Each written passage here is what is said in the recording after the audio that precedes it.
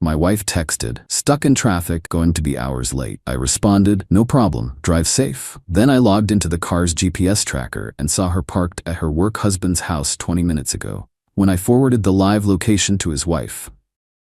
Alright folks, this is one of those stories where each time I tell it, someone says, "You should put this on Reddit." So, here I am. Fair warning, it's a roller coaster. I, 39M, have been married to Kelly, 38F, for 12 years. We have 2 kids, 10M and 7F, a mortgage, the whole suburban dream package. I work in construction management, she's in corporate marketing. Up until about 6 months ago, I would have said we had a solid marriage. Not perfect, but stable. The kind where you finish each other's sentences and have inside jokes about the neighbor's weird garden gnome collection. The first warning sign came when Kelly started mentioning this guy named Derek from work. Just casual stuff at first. Derek said the funniest thing in the meeting today, or Derek's idea saved us so much time on this project. Nothing that would raise alarm bells on its own. Then the term work husband started making appearances. Oh, Derek is basically my work husband. He knows exactly how I take my coffee and always saves me a donut from the morning meetings. I hate that term. Always have.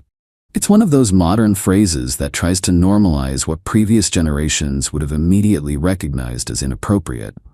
But I didn't make a big deal out of it. Trust is important, right? Around month 3 of the Derek Chronicles, Kelly started working late more often. Again, not unusual in her field. Marketing campaigns get hectic, deadlines loom, stuff happens. The late nights usually came with texts, "Swamped with the new client, probably here until 8, or "Team working late to finish the pitch, order pizza for the kids." Then the physical changes started. New haircut, new wardrobe, more makeup, more time at the gym. Classic signs, I know. But when you're in it, you tell yourself she's just practicing self-care or going through a phase. Fast forward to last Wednesday. Kelly texts me around 5:30 p.m. "Stuck in horrible traffic on the highway. Accident has all lanes blocked. Going to be hours late. Don't wait up for dinner." My response? "No problem. Drive safe." But something felt off. Traffic reports weren't showing any major accidents. So I did something I hadn't done before. I pulled up the app connected to our car's GPS tracker. We'd installed the system 2 years ago after her car was broken into. It's one of those services that helps recover stolen vehicles, but also has features like maintenance reminders and location tracking. We'd explicitly agreed at the time that both of us would have full access to the account for safety reasons. We'd both forgotten it existed until now. I opened the app, entered the password, and there it was. Her car wasn't on any highway. It was parked on a residential street about 30 minutes from our house. I zoomed in on the address and did a quick search. Guess who lives there? Derek. Derek and his wife Emily. I sat there staring at my phone, watching the little dot that represented my wife's car sitting in front of another man's house while she was supposedly stuck in traffic.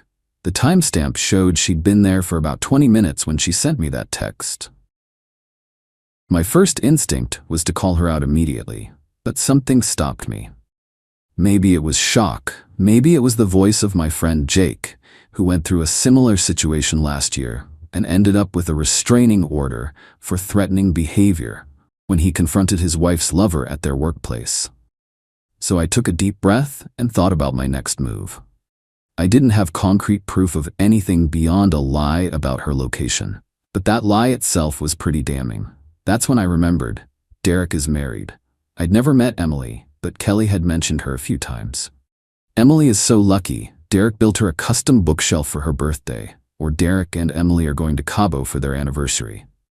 A quick social media search gave me Emily's profile. We had 3 mutual friends, small world.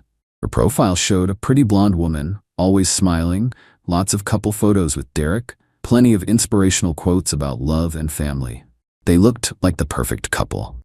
I hesitated only briefly before sending her a direct message. "Hi Emily, you don't know me, but I'm Kelly's husband.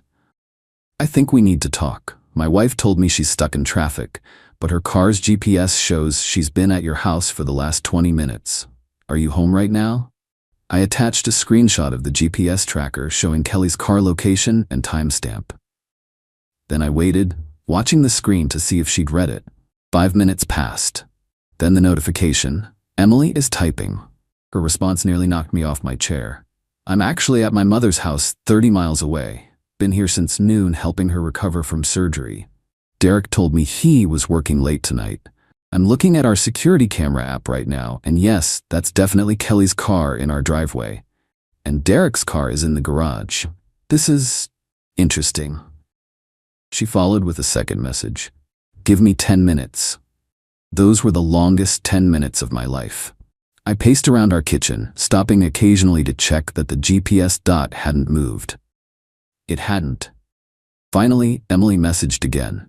I just turned on the outdoor sprinkler system. We have a smart home setup I insisted on since Derek travels so much. If you check your wife's location in about 60 seconds, I bet it'll be moving. I stared at my phone in disbelief, then started laughing. This woman was a genius. Sure enough, about a minute later, the GPS dot began moving away from the house. Almost immediately, my phone buzzed with a text from Kelly. You won't believe what happened. The traffic finally cleared, but then my GPS took me through a weird neighborhood, and someone's sprinklers went haywire and soaked the car. I'm drenched, going to stop at the gym to change into workout clothes I have in my trunk. Be home in about an hour. I didn't respond. Instead, I went back to my conversation with Emily. The dot is moving, and my wife just texted she got soaked by someone's sprinklers and is going to the gym to change. Thank you for that. What's your plan now? Emily, oh, this is just the beginning. I've been suspicious for weeks but had no proof. Derek's been working late at least twice a week lately. Always comes home showered. Says the gym at work was part of his new routine. I actually believed him. What about you? We ended up exchanging phone numbers and talking for almost 2 hours, comparing notes, timelines, suspicious behavior. The pattern was clear. They'd been seeing each other for at least 2 months, possibly longer. By the time Kelly got home, exactly an hour and 10 minutes after her sprinkler text, Emily and I had a plan. Kelly walked in looking perfectly composed, hair done, fresh makeup, certainly not like someone who'd been caught in a surprise sprinkler attack. She gave me a quick kiss on the cheek and launched into a dramatic retelling of her terrible commute and the bizarre sprinkler incident. I nodded along, asking all the expected questions. Which highway was closed? She said I-95, which hadn't had any major incidents that day. Whose house was it with the sprinklers? She claimed not to know, just some random neighborhood her GPS routed her through. Each lie dug her deeper. The next morning I acted completely normal. Made coffee, kissed her goodbye, told her to have a good day at work. Then I took the day off and met Emily for breakfast at a diner halfway between our homes. In person, Emily was even more impressive than over the phone. Calm, focused, with a glint of controlled fury in her eyes. She'd brought a folder with her, printouts of text messages she'd recovered from their cell phone account, credit card statements showing mysterious charges, calendar screenshots with suspicious work meetings highlighted. Derek's not very smart about covering his tracks, she explained. He uses the same password for everything, and he's linked his phone to our home computer. I've had access to his texts for weeks, but I was waiting for irrefutable evidence before making a move. Together, we formulated what we called Operation Public Service Announcement. The goal wasn't just to expose them, but to do it in a way that would leave no doubt, no room for gaslighting, and ideally provide some measure of satisfaction for us. The plan hinged on one key factor: a company party scheduled at Kelly's workplace that Friday night. Spouses were invited. Derek would be there. Emily had been planning to attend with him. I was supposed to go with Kelly. Perfect timing. For the next 2 days, I maintained the status quo at home. Kelly seemed completely unsuspicious. If anything, she was especially attentive and affectionate, which I now recognized as guilt compensation. Friday arrived. Kelly spent extra time getting ready, choosing a new dress I'd never seen before. I complimented her sincerely. No point letting on that anything was amiss. We arrived at the venue, an upscale hotel with a ballroom rented for the occasion. Kelly immediately began scanning the room, then lit up when she spotted Derek. She tried to be subtle about it, but her entire demeanor changed. "There's Derek and Emily," she said casually. "Let me introduce you." We walked over to where Derek, tall, gym-fit, expensive watch, stood with Emily, who gave me a barely perceptible nod. Derek, Emily, this is my husband Mark, Kelly said. Derek shook my hand firmly. Great to finally meet you, man. Kelly talks about you and the kids all the time. I smiled. Funny, she talks about you all the time too. Derek's smile faltered slightly. Emily looped her arm through Derek's. Honey, why don't you get us some drinks? Kelly, would you mind showing me where the restroom is? As the women walked away, I engaged Derek in seemingly innocent conversation about his role at the company, how long he'd worked there, typical small talk. All the while, I was watching the time. Emily had said she needed exactly 7 minutes. At the 6-minute mark, I steered Derek toward a quieter corner of the room. So Derek, how long have you been sleeping with my wife? His face went through about 5 expressions in 2 seconds. What? Man, I don't know what you're talking about. Really? That's the route you're going? Because I have GPS records showing Kelly's car at your house on Wednesday when she told me she was stuck in traffic. And Emily has quite a collection of your text messages. Very explicit stuff. He paled, then rallied. Look, it's not what you think. We're just friends who... Who what? Friends who happen to get naked together when your wife is at her mother's and my kids are waiting for their mom to come home? Derek glanced around nervously. Keep your voice down, man. We can talk about this like adults. Oh, I am being an adult who caught his wife and her work husband in a lie. Speaking of which, I nodded toward the large screen at the front of the room where presentations were supposed to be shown later. It had just lit up with a PowerPoint slide that read, "A special presentation" in elegant font. Emily had returned and was standing near the AV booth. As the company's event coordinator, she had legitimate access to the presentation equipment for the evening. She caught my eye and pressed a button on her phone. The slide changed to show a text message conversation, one that was unmistakably between Kelly and Derek, with their names and profile pictures clearly visible. The content was explicit, discussing their Wednesday meetup and how they'd have to be more careful with locations since I had almost caught on once. The message was sent using the company's internal messaging system, which had clear policies stating that all communications were subject to monitoring and had no expectation of privacy. The room went completely silent. Then came the murmurs. Kelly, who had been chatting with colleagues across the room, hadn't noticed at first. Then, someone touched her arm and pointed. She turned, saw the screen, and her hand flew to her mouth. The slides continued, a curated selection of their exchanges on the company system, including date and timestamps. Nothing pornographic. Emily and I had agreed to keep it professional, but more than enough to make it clear what was happening. The final slide was simple. Any questions? Asked Derek or Kelly, or their spouses, who just found out. The company's HR director rushed to the AV station and shut down the presentation, but it was too late. Every person in that room had seen the evidence. Derek stormed over to Emily. "What the hell is wrong with you?" he hissed. Emily smiled serenely. "Nothing's wrong with me, not anymore. Your stuff will be on the front lawn by morning." Kelly approached us, tears streaming down her face. "Mark, I can explain." "No need," I said quietly. "Your location history already did." We left separately. Kelly tried calling me 17 times that night. I stayed at a hotel and turned off my phone. The aftermath was messy, as you'd expect. Kelly showed up at her parents' house where I'd taken the kids for the weekend. There was crying, pleading, promises to change. The kids were confused and upset. I maintained as much dignity as possible and kept them shielded from the worst of it. Over the following weeks, the standard separation chaos ensued. Kelly moved in with her sister. I filed for divorce. The kids stayed primarily with me since our house is closer to their school. Derek was fired immediately after a brief investigation. Turns out the company had a zero-tolerance policy about supervisors dating subordinates, which he'd conveniently failed to mention in all of this. Yes, he was technically her boss, adding another layer of inappropriateness to the whole thing. He also had 2 previous warnings in his HR file about professional boundaries, which sealed his fate. Kelly faced disciplinary action too, including a formal reprimand and a 30-day probation period. She wasn't fired immediately due to company policy differences between supervisors and subordinates in these situations. After the investigation concluded, she was transferred to a different department with a demotion. Emily and I kept in touch, supporting each other through the parallel divorce proceedings. She handled hers with the same efficiency she'd shown with the sprinkler system. Derek apparently didn't even contest her terms after she presented his lawyer with the complete file of evidence she'd gathered. Kelly eventually admitted the affair had been going on for nearly 4 months. All those late nights at work, you guessed it. The classic cover story.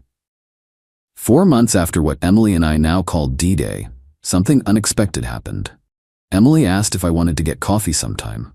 Not as divorce support buddies, but as a date. I was hesitant at first. The whole bonding through shared trauma thing seemed like shaky ground for a relationship. Plus, both our divorces were still in process, though nearing completion. But coffee turned into dinner, and dinner turned into weekend hikes with my kids, who adored her immediately. 6 months after D-Day, with both divorces finalized for about a month, we're officially dating. It's been surprisingly healing for both of us. We joke that our exes gave us the world's most twisted introduction service, but sometimes something good can come from something terrible. Kelly is seeing a therapist and working on herself, which I respect. We're establishing a co-parenting relationship that, while not warm, is functional. The kids are adapting better than I expected, though there have been some tough conversations and tears along the way. As for the infamous GPS tracker, I still have the app on my phone, not because I don't trust Emily, I do, completely, but because it's a reminder. Trust is vital, but so is keeping your eyes open to reality. And sometimes reality sends you a warning through an app you almost forgot you had. The company party lives on in corporate legend, apparently. Emily still has friends there who tell her the story has become shorthand for workplace relationship disasters. Don't pull a Derek and Kelly is now cautionary advice given to new employees.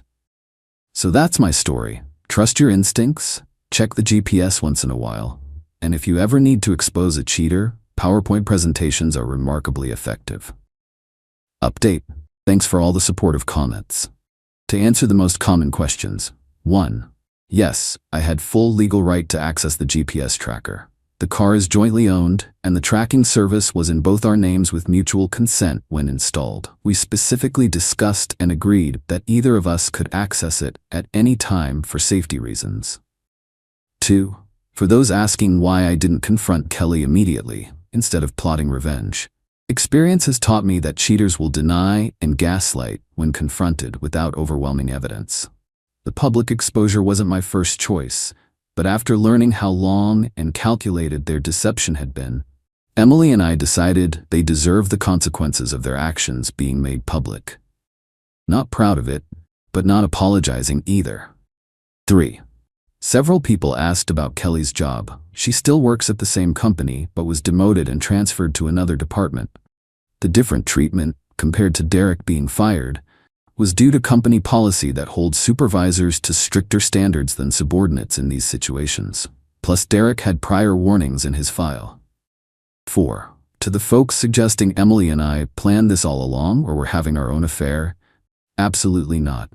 We'd never met or communicated before that first message I sent her about the GPS location. Our relationship developed months later after both divorces were well underway. 5. For those asking about the presentation's legality, the messages shown were sent using the company's internal communication system, which has a clear policy that all messages can be monitored and have no expectation of privacy. Emily, as the event coordinator, had legitimate access to the AV equipment.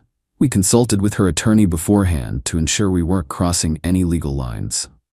6. For those worried about the kids, they're in therapy, and we're all working through this as healthily as possible. They spend alternating weekends with Kelly, and she has dinner with them one night during the week. It's not ideal, but we're putting their well-being first. Regarding Emily and me, yes, it's somewhat ironic that we found each other through our ex's affair.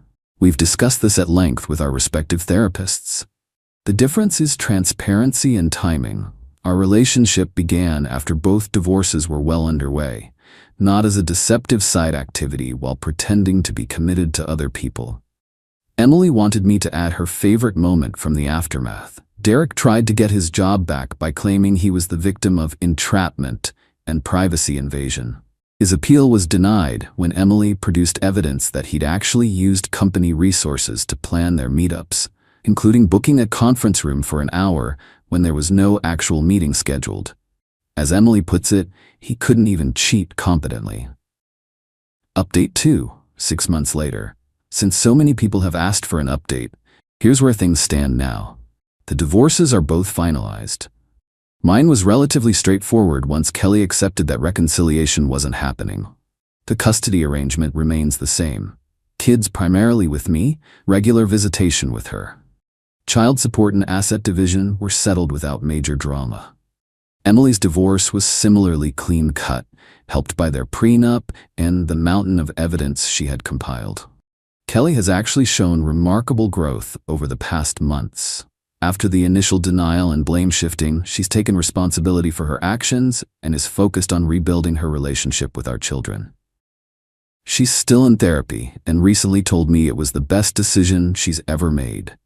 We're not friends, but we've developed a respectful co-parenting relationship that puts the kids' needs first. Derek, according to mutual acquaintances, moved to another state and is working for a competitor at a significantly lower position. He apparently tells people he left his previous job to pursue better opportunities, a creative reframing of being fired for cause.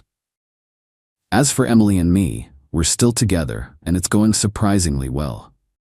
We moved in together 2 months ago, combining households in a new place that doesn't have painful memories for either of us. The kids have adjusted beautifully and often comment on how much calmer our home feels now. We're both very aware of how unusual our origin story is, and we've been careful to build our relationship on a solid foundation beyond our shared experience of betrayal. Regular therapy, both individual and couples, has been essential. We're determined not to let our past dictate our future.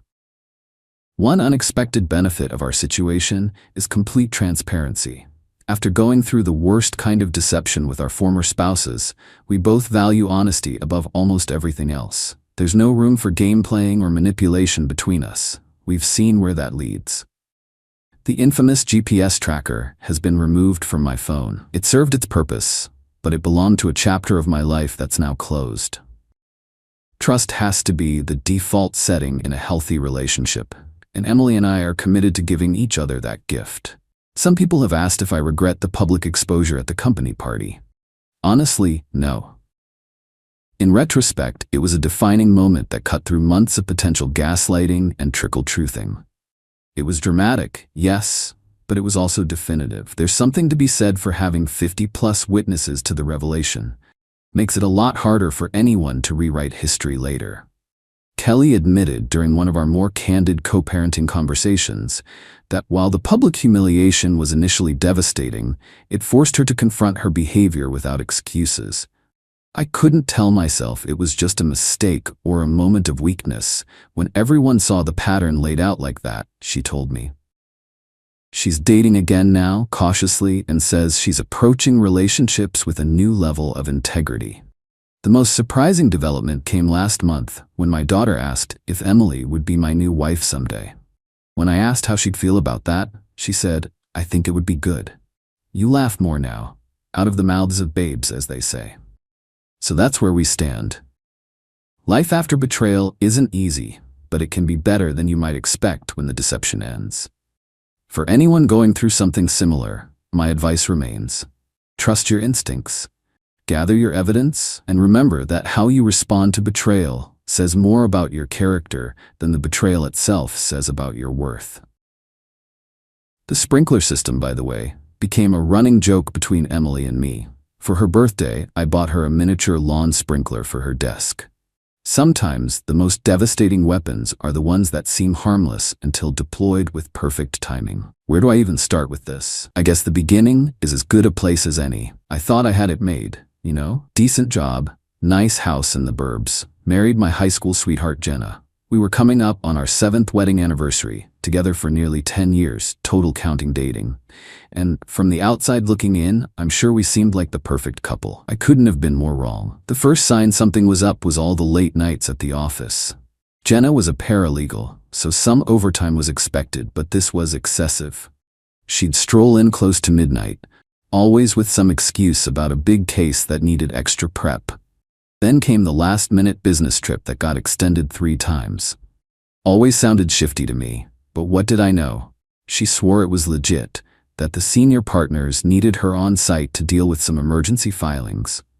I wanted to believe her. Easier than considering the alternative, right? But then my buddy Rick called. Said he spotted Jenna out with some dude at a cozy little bistro downtown. Said it didn't look like a business meeting, if you catch my drift. I brushed it off at first. Told myself Rick was seeing things, jumping to conclusions. Jenna wouldn't cheat. We had a good thing going. Until we didn't. The signs kept piling up. Her phone was glued to her hand 24/7, always angled away from my line of sight. She started dressing different, buying all this sexy lingerie for herself. Our sex life went from meh to non-existent overnight. I wasn't an idiot. Deep down, I knew exactly what was happening, but I was in denial. Kept telling myself it was stress, that we'd get through it, that she'd never betray me like that. What a joke. D-Day came on a random Thursday night. Jenna was working late again, so I decided to surprise her with takeout from her favorite Thai place. Figured we could reconnect, maybe hash some things out. When I got to her office, some frazzled intern pointed me to a conference room down the hall. Said Jenna was wrapping up a meeting and would be thrilled to see me. Thrilled. Right? I eased the door open, expecting to find her and a couple other suits poring over case files. Instead, I got a front row seat to my wife riding her ex like a prized pony at the state fair. I must have made a noise because they froze mid-hump, Jenna's ridiculous O-face morphing into one of horror as she met my eyes. Dan, I can explain, it's not what it looks like. I didn't stick around to hear her explanation, or his half-assed apology as he zipped his designer slacks, like banging my wife was some mildly regrettable faux pas. Nah, I just turned and walked out, Thai food and my dignity left in a heap on the floor. Spent the rest of the night driving aimlessly, trying to process the atomic bomb that had just detonated my life. Part of me wanted to believe it was a one-time thing, a stupid mistake she'd spend the rest of our marriage making up for. But I wasn't that naive. Not anymore. When I got home, Jenna was on the couch, mascara streaked and sniffling. She launched into some bullshit story about working late, old feelings resurfacing, didn't mean anything. She was so sorry it would never happen again. I let her spew her verbal diarrhea for a good 5 minutes before I cut her off with a single question. How long? She stared at me, doing her best impression of a deer in the headlights. What? How long have you been screwing Jake? Oh yeah, did I forget to mention? The ex-lover currently balls deep in my wife was none other than Jake Myers, her douchey college boyfriend. The same one who strung her along for years before dumping her for some sorority chick, only to circle back when he needed a side piece. A regular Prince Charming, that one. Jenna's mouth opened and closed like a glitching animatronic. Finally, she whispered, a few months. But Dan, I swear, it didn't mean, shut up. I was surprised at how calm I sounded, probably the shock. Just shut up, Jenna. I don't want to hear it. She started crying again, but I was all out of sympathy. I grabbed a pillow and a spare blanket from the hall closet, tossed them on the couch. You can sleep here tonight. We'll talk in the morning. Then I went upstairs, locked the bedroom door, and stared at the ceiling until the first tendrils of dawn crept through the window.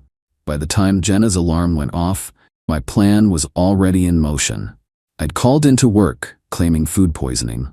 Then I'd packed a suitcase with a few days' worth of clothes and toiletries. Nothing else mattered. Jenna was in the kitchen when I came down, eyes puffy and red-rimmed. She opened her mouth to say something, but I held up a hand. I'm going to a hotel for a few days. I need space to process this. Betrayal. Her lower lip trembled. Dan, please don't go. We can work this out. I know we can. I shook my head. I don't think so, Jenna. You broke our vows. You broke my trust.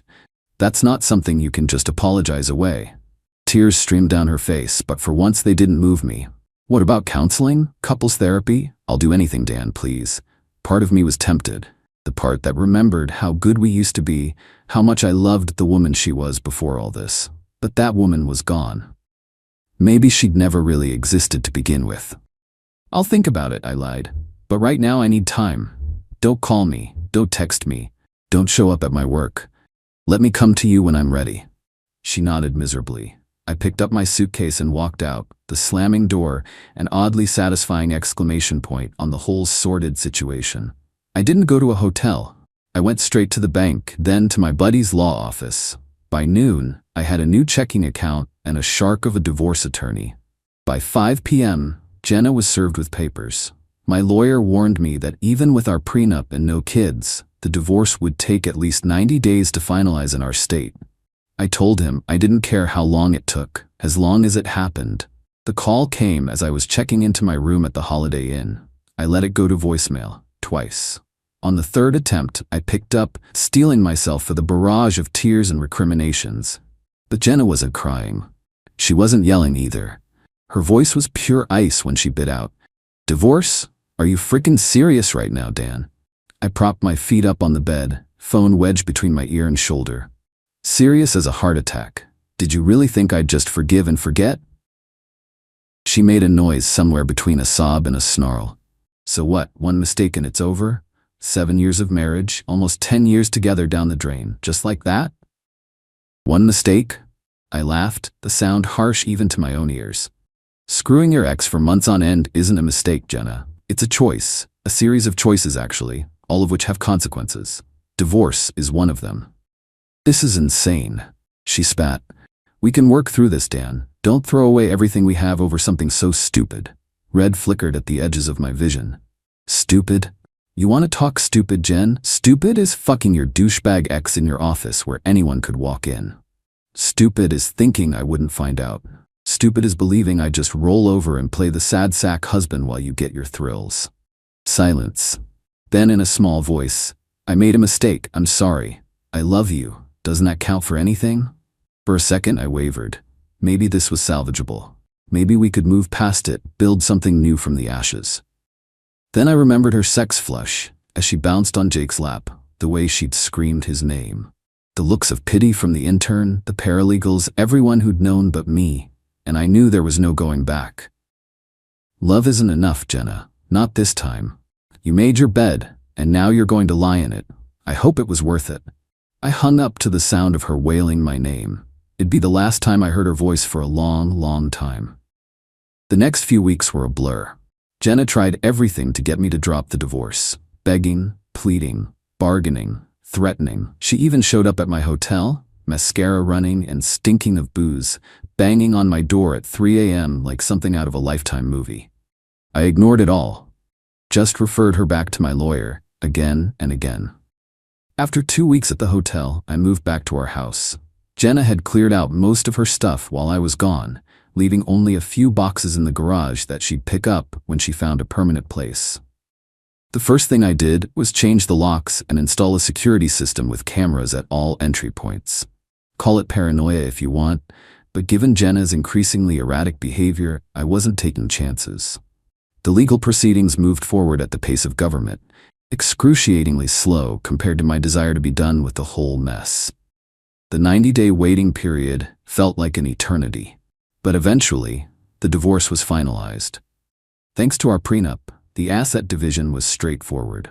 Jenna got a chunk of cash as agreed upon in our prenup, and I kept the house and my retirement accounts. Clean break, or so I thought. But if I thought the divorce was the end of the drama, I was sorely mistaken. Jenna was just getting started. It began with the phone calls, all hours of the day and night, from numbers I didn't recognize, probably burners, since I'd blocked her usual digits. I let everyone go to voicemail. The messages ranged from tearful pleas to take her back, to drunken tirades about what a heartless bastard I was.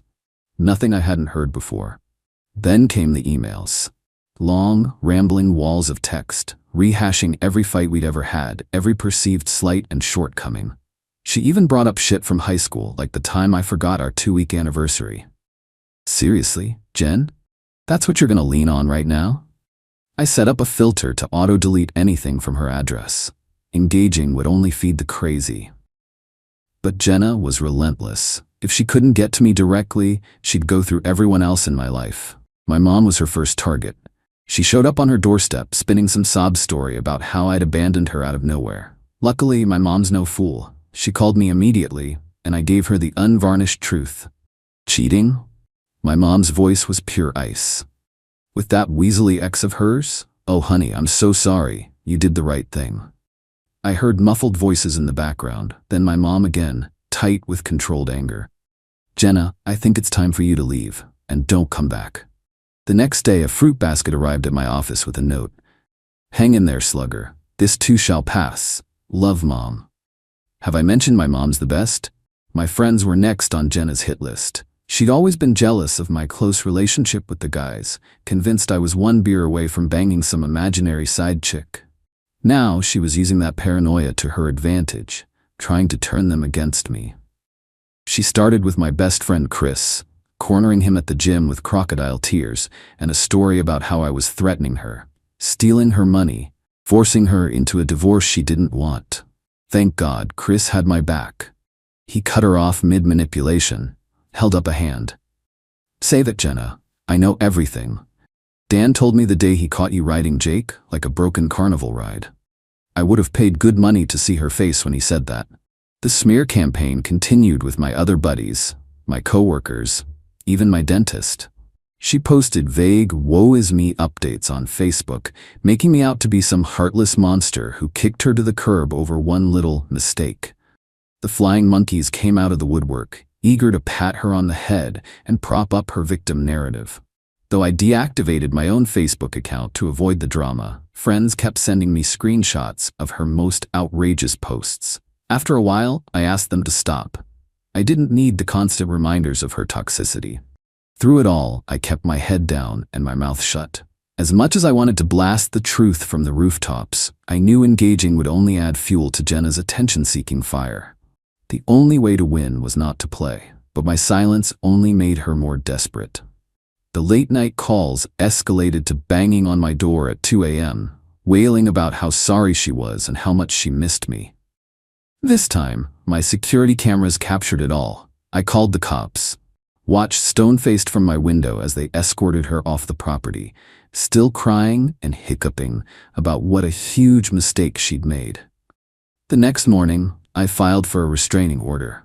Given the clear evidence of harassment from my security footage and the police report from the previous night, the judge granted a temporary order. We'd have a hearing in 2 weeks for the permanent one. Of course, that only sent Jenna into an even bigger tailspin. In her mind, it was proof that I still cared, that there was still hope for us. If you really wanted me gone, you wouldn't bother with an RO, she insisted to my lawyer, eyes fever-bright with delusion. You'd just ignore me. This means he's still invested. My lawyer, a grizzled older guy who'd seen it all, just shook his head. Mrs. Mitchell, my client is invested in his peace of mind and safety. Nothing more. I suggest you respect the order or face legal consequences. I wasn't worried. With the divorce settlement, Jenna was sitting on a decent chunk of change. No way she'd risk getting arrested and losing access to her meal ticket. But I'd underestimated the depths of her crazy. The day the restraining order was finalized, I came home to find my house trashed. The security cam footage showed Jenna letting herself in with her old key, the one she'd sworn she'd lost. Then, in full view of the camera, she proceeded to smash every picture of us, rip up my clothes, and take a baseball bat to my prized flat screen. All while screaming about how I'd regret leaving her, that she'd make me pay, that I was nothing without her. The police had her in cuffs within the hour. She was still ranting as they loaded her into the squad car, mascara streaked and hair wild. I pressed charges: destruction of property, breaking and entering, violation of the restraining order. Her lawyer urged her to plead guilty and throw herself on the mercy of the court. She got 30 days in county and a stern warning to stay the F away from me. I thought that would be the end of it. Surely even Jenna wouldn't be crazy enough to keep this up after a month in lockup. But I'd forgotten who I was dealing with. 2 days after her release, I got a call from my bank. Someone had tried to drain my accounts, using my social and mother's maiden name to get past security. 3 guesses who. I froze my credit, put alerts on all my financials, and braced for impact. If Jenna was willing to commit identity theft, there was no telling how low she'd sink. I found out a week later when a process server showed up at my door. Daniel Mitchell? At my nod, he held out a thick sheaf of papers. You've been served. Have a nice day. I flipped through the legalese, my stomach sinking with every page. Jenna was filing for a modification of our divorce decree, claiming that she was entitled to additional support due to changed circumstances. Specifically, a pregnancy she claimed happened right before our divorce was finalized. She was naming me as the father and requesting immediate temporary support during her delicate condition. The court date was set for a month out. Her lawyer had petitioned for emergency support payments in the meantime, citing Jenna's pregnancy and inability to work. I called my attorney in a blind panic. This couldn't be happening. The divorce was final, the paperwork signed and sealed. She couldn't just undo it with a bullshit lawsuit and a belly full of bad decisions. Could she? Calm down, Dan. My lawyer's voice was steady over the line. This is a pretty standard post-divorce modification attempt when there's a pregnancy involved. But given the timeline and her documented affair, we'll request a paternity test before any support decisions are made. So what do? We go to court. We present the facts. We let the judge see exactly what kind of person your ex-wife is, and we put an end to this circus once and for all. And that's exactly what we did. The hearing was a joke. Jenna showed up in a skin-tight dress that showcased her barely there bump, dabbing at dry eyes and sniffling theatrically as her lawyer spun a tale of woe about her difficult pregnancy and how she needed additional support despite the divorce settlement. My lawyer shut that shit down with cold, hard facts. The documented affair with Jake, her harassment, property damage, and identity theft attempts, her time in jail for violating the restraining order. Then he formally requested a paternity test, citing the affair and timeline as reasonable doubt of my paternity. The judge listened, face impassive, as Jenna tried to paint herself as the innocent victim of my heartless scheming, as her lawyer blustered about my moral obligation to support my child. Then he turned to me, eyebrow cocked. "Anything to add, Mr. Mitchell?" I stood, buttoned my jacket, looked Jenna dead in the eye as I said, "Your Honor, my ex-wife cheated, lied, gaslit me for months. When I had the audacity to divorce her, she stalked and harassed me, violated a restraining order, stole my identity, and vandalized my home." I took a breath, let it out slow. I didn't abandon her or abuse her. I simply refused to let her abuse me anymore. If that child is mine, I'll step up and pay my fair share. But I won't let her manipulate me with a baby that's most likely her affair partner's. I'm asking the court to see through her act and deny any modification to our divorce settlement pending the results of a paternity test. The judge steepled his fingers, considered Jenna and I in turn. Then he shuffled his papers, cleared his throat. Motion for temporary support is denied. Given the documented affair and timeline, a paternity test is required before any modification of the divorce decree will be considered. Test to be completed within 30 days. Until then, the plaintiff is on her own. I suggest you get a job, Mrs. Mitchell. This case is continued pending test results. Jenna wailed, called the judge a string of names I won't repeat here.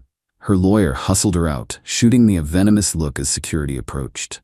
I didn't smile, didn't gloat, just shook my lawyer's hand and walked out of the courthouse into the crisp autumn sunlight. The paternity test came back a month later. To the surprise of absolutely no one with a functioning brain cell, Jake was the father. Last I heard, he'd reluctantly stepped up and was supporting Jenna and the baby, though he was far from thrilled about the situation. According to mutual friends, he'd been blindsided by the pregnancy, having assumed she was on birth control. Play stupid games, win stupid prizes, I guess. As for me, I'm thriving. Once all the legal matters were completely resolved, I sold the house, too many bad memories, and moved to a different city about an hour away. Close enough to maintain my business and friendships, far enough to start fresh. I bought a condo downtown, started dating a bit, nothing serious, just enjoying my life without the constant drama and chaos Hurricane Jenna brought to everything. Sometimes I look back on our marriage and wonder how I didn't see it sooner. The red flags, the narcissism, the entitlement. I was so caught up in being the good husband that I let her steamroll my self-respect. Never again. It's been 2 years, and I can honestly say that leaving Jenna was the best thing I ever did for myself. I lost a lying cheater, but I gained something far more valuable: peace of mind and a backbone. These days, when friends mention seeing her unhinged social media posts, I still keep my own accounts deactivated. I don't feel anger or regret. I feel pity. Pity for a woman so twisted by her own selfishness that she'd burn her entire life down just to keep me in her orbit a little longer. But mostly, I feel grateful. Grateful that I saw through her bullshit, stood my ground, and kicked her to the curb like the trash she is. So that's my story, Reddit. TLDR, caught my wife cheating with her ex. Divorced her. She went batshit crazy, stalked and harassed me, tried to baby trap me. I stood my ground, let the legal system handle it. Now I'm living my best life and she's stuck with the consequences of her shitty choices. The end.